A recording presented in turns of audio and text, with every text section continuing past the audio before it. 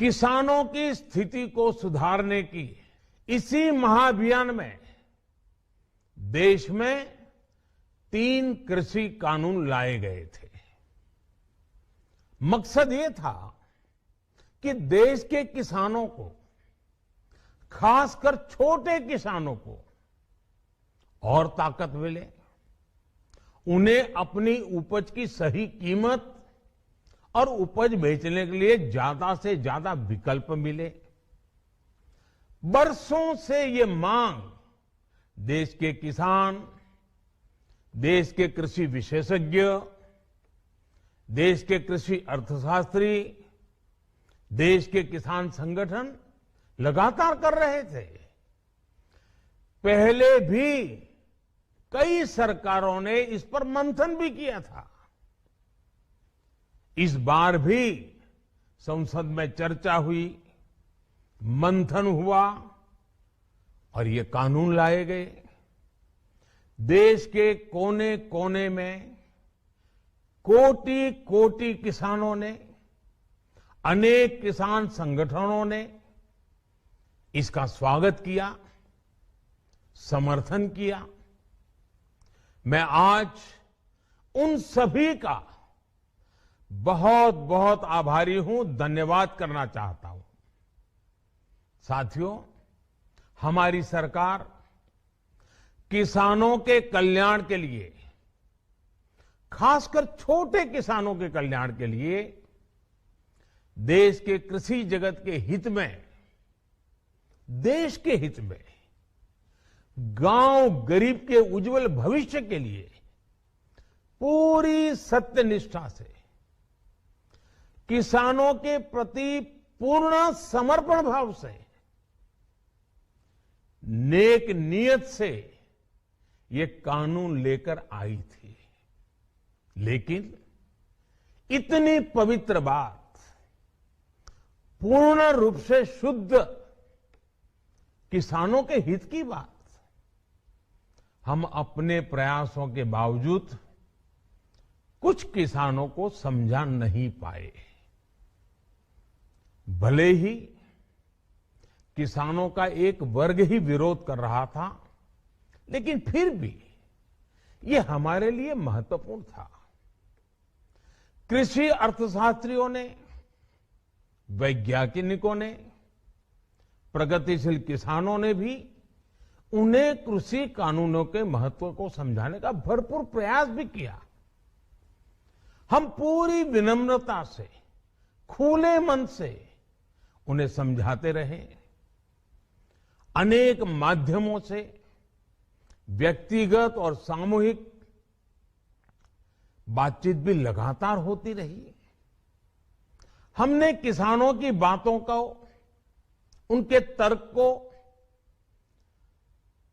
समझने में भी कोई कोर कसर बाकी नहीं छोड़ी। कानून के जिन प्रावधानों पर उन्हें ऐतराज था, सरकार उन्हें बदलने के लिए भी तैयार हो गई।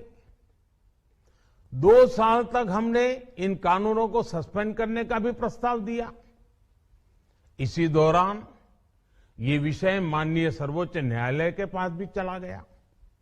ये सारी बातें देश के सामने है, इसलिए मैं इनके अधिक विस्तार में नहीं जाऊंगा।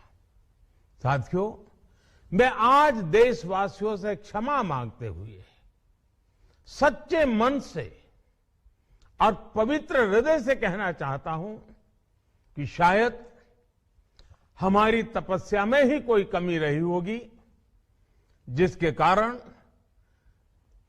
दिए के प्रकाश जैसा सत्य कुछ किसान भाइयों को हम समझा नहीं पाए।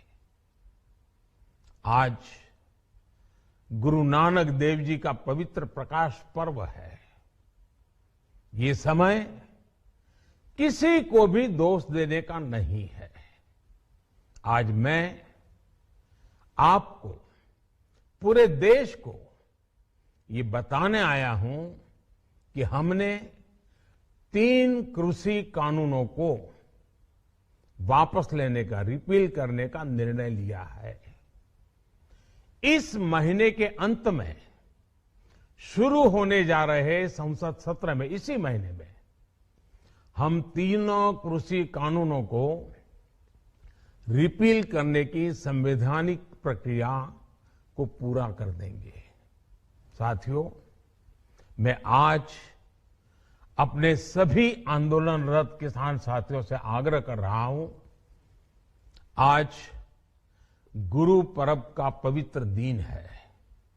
अब आप अपने अपने घर लौटे, अपने खेत में लौटे, अपने परिवार के बीच लौटे। आइए एक नई शुरुआत करते हैं, नए सिरे से आगे बढ़ते हैं। साथियों, आज ही सरकार ने कृषि क्षेत्र से जुड़ा एक और अहम फैसला लिया है। जीरो बजट खेती यानी प्राकृतिक खेती को बढ़ावा देने के लिए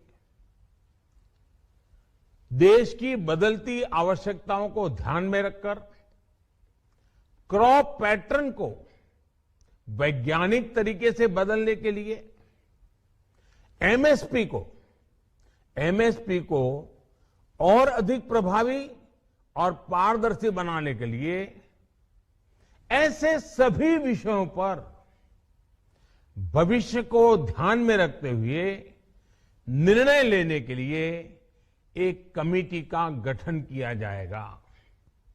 इस कमेटी में केंद्र सरकार, राज्य सरकारों के प्रतिनिधि होंगे, किसान होंगे, कृषि वैज्ञानिक होंगे, कृषि अर्थशास्त्री होंगे।